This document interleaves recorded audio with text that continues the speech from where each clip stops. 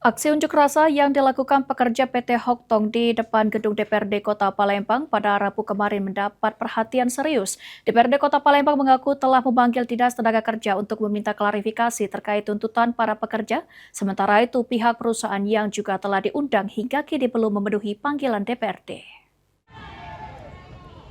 Kami minta itu semua, Pak.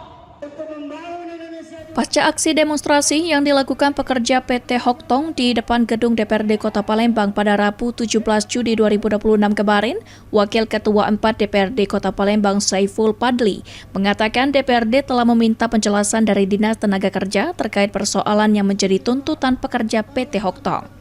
Selain itu, DPRD juga telah mengundang pihak manajemen PT Hoktong untuk hadir dalam rapat klarifikasi. Namun hingga Kamis 18 Juni 2026, pihak perusahaan belum memenuhi panggilan tersebut. Kami kemarin memanggil Dinas Tenaga Kerja Kota Palembang untuk mengklarifikasi hal tersebut serta memanggil pihak perusahaan. Tapi sampai dengan siang hari, pihak perusahaan belum mengkonfirmasi untuk kehadirannya. Maka kami dalam waktu dekat akan memanggil kembali pihak perusahaan, dalam hal ini PT Hoktong bersama Dinas Tenaga Kerja dan perwakilan serikat pekerja untuk kembali kita cari jalan tengah dan solusi atas permasalahan yang terjadi di perusahaan tersebut. DPRD memastikan akan kembali memanggil pihak perusahaan untuk memberikan penjelasan terkait tuntutan para pekerja.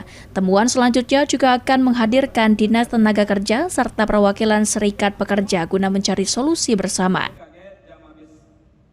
Surya di PAL TV.